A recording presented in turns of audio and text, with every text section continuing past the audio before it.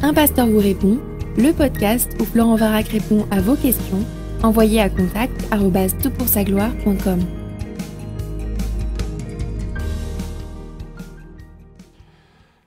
La question est posée. Bonjour Florent, je te remercie de prendre du temps pour équiper l'Église sur différents sujets. C'est une grâce de pouvoir en profiter. Depuis que je suis en France, je remarque une chose assez particulière, c'est le conseil d'administration composé au minimum de son président, de son secrétaire et de son trésorier. Vu que la loi 1905 déclare le président de l'Église le responsable légal, il devient dès lors celui qui a autorité aux yeux de la loi française. Comment concilier cette particularité avec le rôle des anciens qui, selon l'Écriture, me semblent être les responsables et ceux à qui il faille se soumettre? Je fais coïncider le rôle de diacre au trésorier et secrétaire, mais qu'en est-il du président associatif? Cette question est bien ecclésiologique et découle de l'autorité dans l'Église.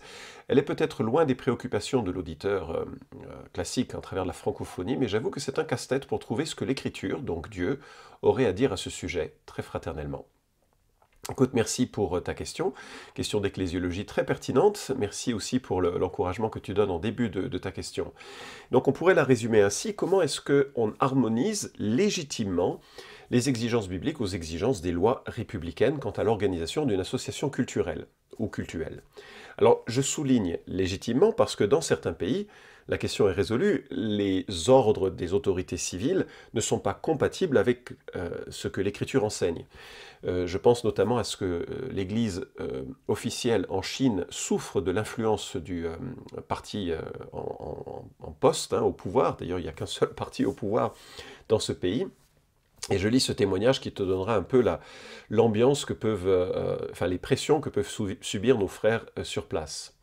Et donc je cite un responsable.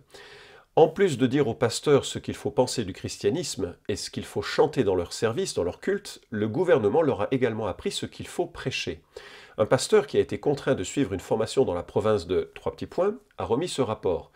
Nous subissons beaucoup de pression lorsque nous faisons des sermons maintenant. Si nous ne disons pas ce qu'il faut, le personnel du Bureau de la sécurité d'État peut dire que nous sommes anti-gouvernement, a déclaré le pasteur. Tous les sujets des sermons doivent être soumis au Bureau des affaires religieuses pour examen. S'il n'est pas approuvé, le sermon ne peut être donné. La culture chinoise doit être incorporée dans le sermon selon les exigences du gouvernement. Dans les églises officielles, c'est ainsi que nous devons parler de la Bible, car il y a des espions du Parti communiste chinois dans les églises. Dès qu'ils découvriront que le contenu du sermon n'est pas conforme aux exigences nationales, nous serons sévèrement punis. Nous pourrions voir nos devoirs pastoraux révoqués à vie, de sorte que nous ne pourrons jamais plus servir comme pasteur dans une église. Un pasteur qui dirige une église dans la province de Trois Petits Points déclare qu'il est tenu de consacrer au moins 10 minutes de chaque sermon à la culture chinoise traditionnelle. De plus, il doit également parler de la culture traditionnelle chinoise lorsqu'il explique la Bible. Il a également été chargé de faire des sermons sur le patriotisme et sur les principales fêtes traditionnelles chinoises. Fin de citation. Alors on n'en est pas là en France, nous n'avons pas ce genre de pression, ça pourrait venir, on réalise que la liberté de conscience est une liberté fragile, les événements actuels nous rendent attentifs à cette réalité, et finalement la liberté de culte date de 1905 en France. Alors, est-ce que l'imposition de la loi 1905 sur l'écriture peut être harmonisée de façon légitime, ou bien est-ce que nous sommes devant une contradiction flagrante? Alors je vais répondre en 3 temps, et je vais déjà remarquer, premièrement, ce qu'est le leadership biblique. Et tu as raison de parler des anciens. Il me semble que le leadership biblique, dans l'Écriture, se fonde sur un collège de responsables. Et en même temps, il y a une grande flexibilité, ayant dit ceci, par les diversités de situations que l'on trouve dans le Nouveau Testament, et donc il n'y a pas de modèle absolu normatif que l'on peut tirer de l'Écriture, si ce n'est ses principes, une collégialité plurielle, donc une collégialité dans l'autorité de l'Église, ce sont les anciens ou les évêques, et puis un service selon les dons, les appels, les vocations, les compétences, et là on a la place d'un ministère pastoral. Mais je note que lorsque Paul donne les critères d'un ancien en 1 Timothée chapitre 3, ils sont sensiblement différents des critères que l'on trouve en Tite chapitre 1. Comment l'expliquer? Eh bien, pour Timothée qui est à Éphèse, c'est une église très établie, très solide, les anciens ne peuvent pas être des nouveaux convertis.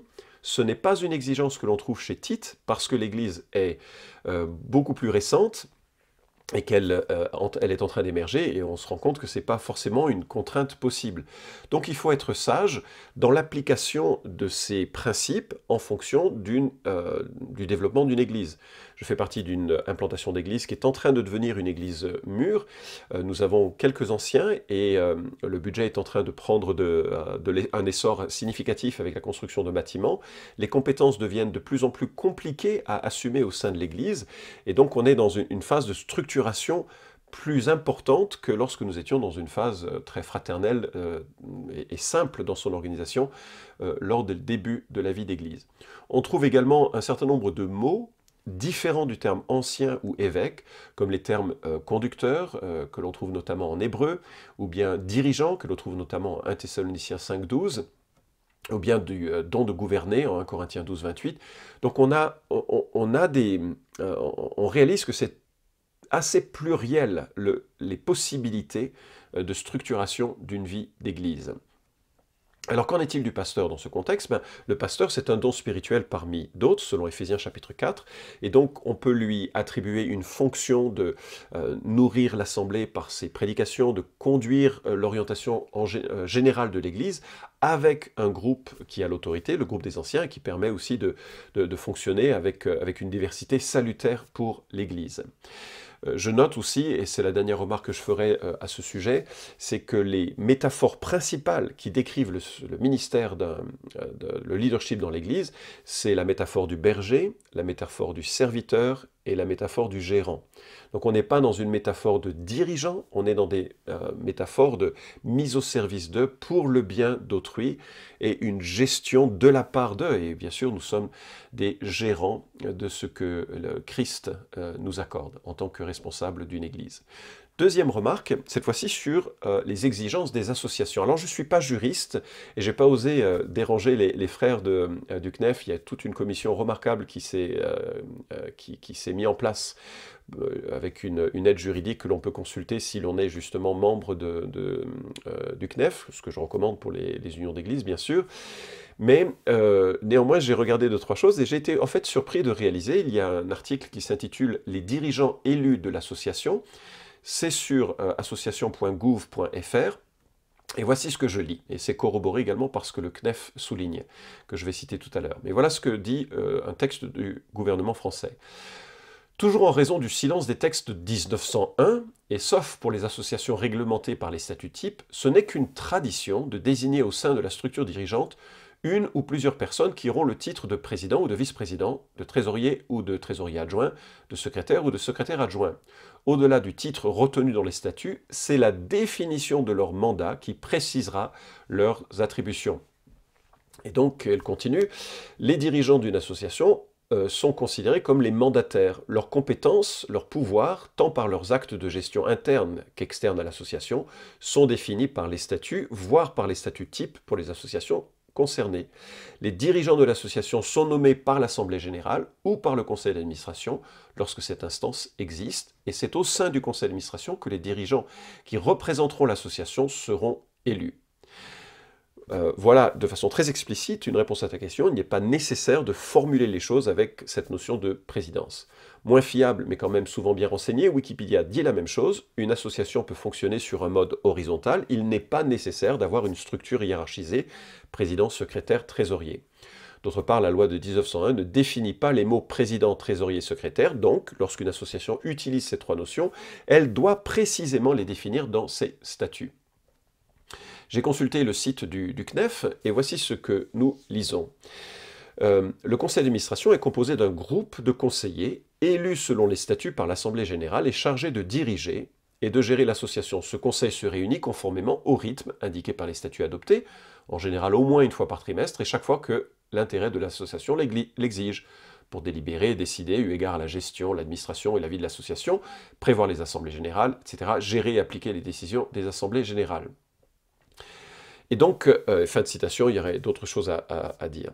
Ce que l'on peut conclure de ceci, c'est qu'il n'y a rien d'obligatoire d'avoir un président, secrétaire, trésorier, mais il doit y avoir un groupe de conseillers élus, et la notion d'élection est importante parce que ça relève de la libre association, qui est un droit nécessaire à préservé dans le cadre des associations 1901, ça ne peut pas être une forme de dictature. Alléluia, Amen, merci.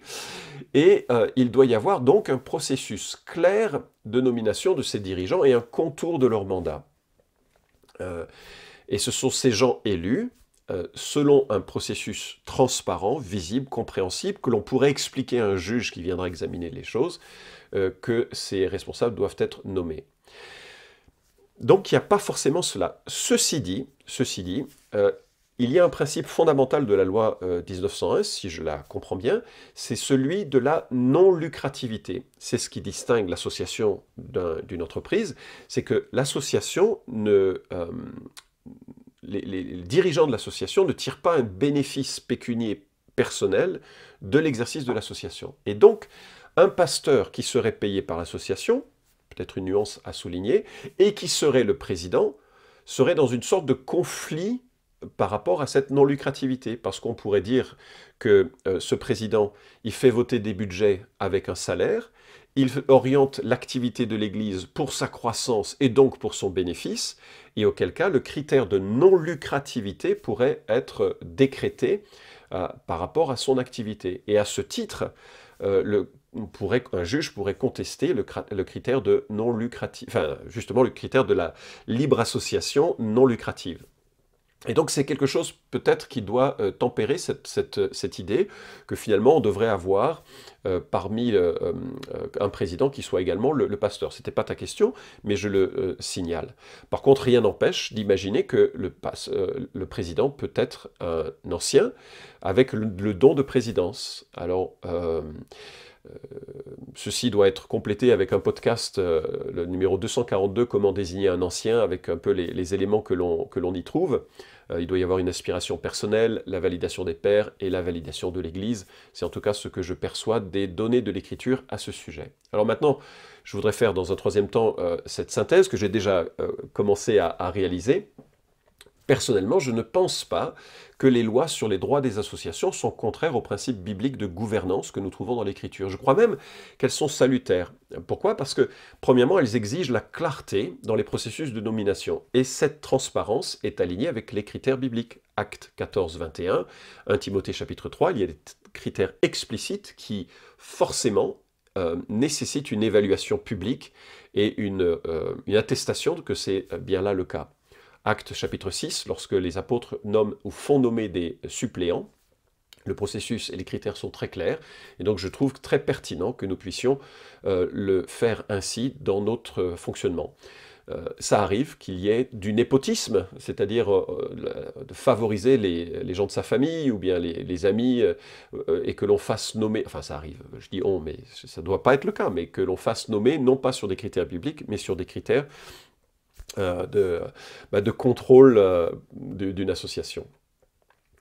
Par ailleurs, elles exigent la clarté dans les mandats, et cela reflète à la fois le principe des dons spirituels, où on a chacun des mandats et des dons différents, et le principe de la séparation des pouvoirs.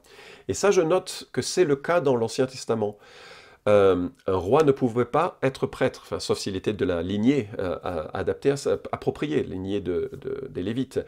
La séparation des pouvoirs dans l'Ancien Testament, le roi, le prêtre et le prophète, n'était pas absolue toujours, il y avait certaines porosités, mais cela évitait qu'une personne cumule en elle-même tous les pouvoirs et toute l'autorité, parce que la corruption du cœur humain fait qu'on peut vite s'enorgueillir d'une telle influence et régner de façon négative sur l'ensemble des sphères de la vie d'Israël. Donc cette séparation des pouvoirs, elle est en quelque sorte ce que nous permet de réaliser la formulation des statuts et des règlements intérieurs. Il y a des dons différents et le fait de pouvoir les reconnaître, et notamment dans un don de présidence administrative notamment, il y a une possibilité d'abord de mettre à contribution des frères et des sœurs qui ont la capacité de le faire, et puis il y a aussi la possibilité pour le pasteur de se décharger de tâches qui seraient plus administratives, et qui en ce sens reflètent bien l'orientation qui devrait être prioritaire chez lui, de l'enseignement et de la prière. Je note par ailleurs que Dieu en personne scinde en son sein les fonctions principales. Nous croyons à un Dieu trinitaire dont le Père est un ordonnateur général du plan du salut et du plan général de l'humanité. Le Fils est le réalisateur de ce plan du salut. Il vient en chair et en os pour porter notre péché à la croix, mourir et ressusciter pour nous. Quelle grâce extraordinaire, il accomplit le sacrifice qui nous sauve. Et le Saint-Esprit vient appliquer cela à nos propres vies. Il vient nous convaincre que notre justice est insuffisante et que nous avons besoin de la justice d'un Dieu qui vient nous couvrir, couvrir nos péchés, couvrir notre honte, nous délivrer de nos peurs et de nous intégrer dans sa personne. Il y a un seul Dieu, chaque personne a le même rang, la même gloire et honneur en quelque sorte, mais il y a des fonctions différentes au sein de la Trinité. Ce modèle devient le modèle du couple, devient le modèle de l'Église, et en ce sens, c'est une belle chose de pouvoir séparer les choses. Et donc, je crois qu'aussi, il faut adapter les statuts et les règlements intérieurs régulièrement au développement d'une église. Une église avec un petit budget d'implantation d'église, je sais pas, 10 000, 20 000 euros, ça se gère pas comme un budget avec un bâtiment, un plein temps, et là on commence à monter dans les montants. Ça va dépendre évidemment des villes, mais on parle facilement de 50 000 euros, et peut-être plus ou moins, enfin, selon les lieux. Et puis une église qui est urbaine, grande taille, avec des budgets supérieurs à, je crois que c'est 130 000 pour la limite, il faut des commissaires aux comptes. Enfin, il y a des exigences de plus en plus pesantes, des exigences administratives de plus en plus pesantes.